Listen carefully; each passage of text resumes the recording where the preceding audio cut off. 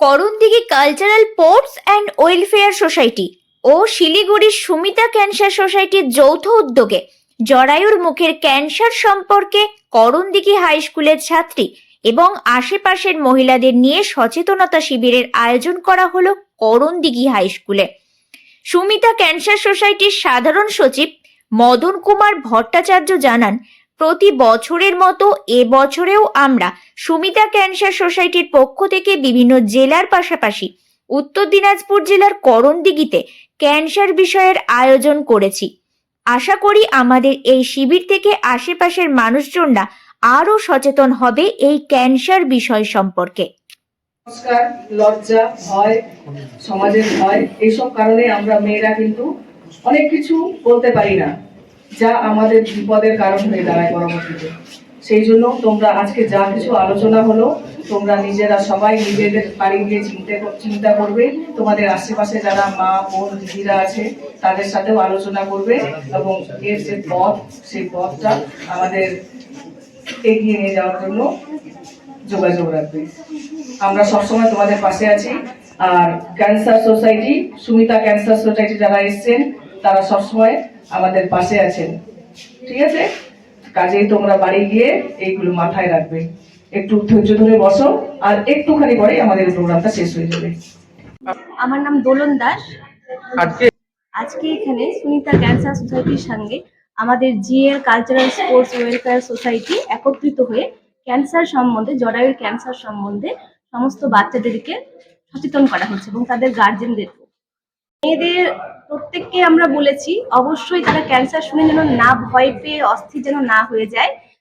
Cancer মানে বৃহত্তর রোগ, এটা ভালো হবার না, এরকম না।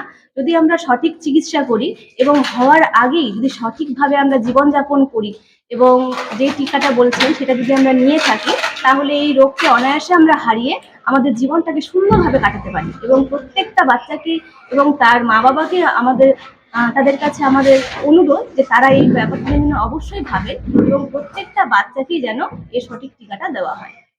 আমার নাম দোলন দাস, আমি জিএল কালচারাল স্পোর্টস ওয়েলফেয়ার সোসাইটির একজন সদস্যা। করণদিঘি হাই স্কুলে আমরা আজ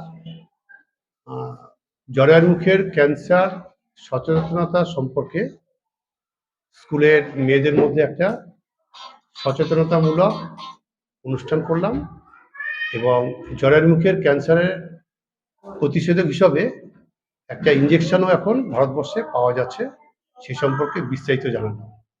দেখলাম যে মানুষকে যদি সচেতন করা যায় তাহলে ক্যান্সার বা বিভিন্ন রোগ থেকে তাদের বাঁচানো যায়। যার জন্য স্পেশালি এই জানুয়ারি মাসটা সারা পৃথিবীতে জরায়ুর মুখের ক্যান্সার সচেতনতা এবং লাস্ট উইক অফ জানুয়ারি জরায়ুর মুখের ক্যান্সার প্রতিরোধ হিসাবে পালন করা হচ্ছে।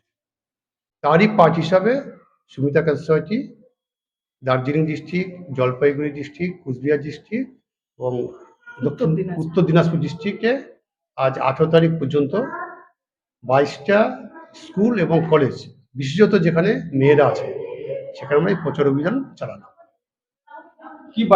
যাতে 9 থেকে 45 বছর পর্যন্ত মেয়েরা এই ভ্যাকসিনটা নেয় এবং 9 থেকে 26 পর্যন্ত ছেলেরাও যাতে এই ভ্যাকসিনটা নেয়, এটা আমাদের মূল উদ্দেশ্য। তাহলে কি হবে, জরায়ুর মুখের ক্যান্সার এইভাবে বাড়ছে, হয়তো কিছুটা হলেও আমরা প্রতিরোধ করতে পারবো। এই ভ্যাকসিন এটা বাজারে পাওয়া যাচ্ছে, গাইনোকোলজির কাছে গেলে পাওয়া যায়, আর সুবিধা ক্যান্সার সোসাইটির সঙ্গেও যদি যোগাযোগ করে আমরা সেটা ব্যবস্থা করতে পারবো। আপনার নাম? মদন কুমার ভট্টাচার্য, আমি সাধারণ সচিব, সুমিতা ক্যান্সার সোসাইটি।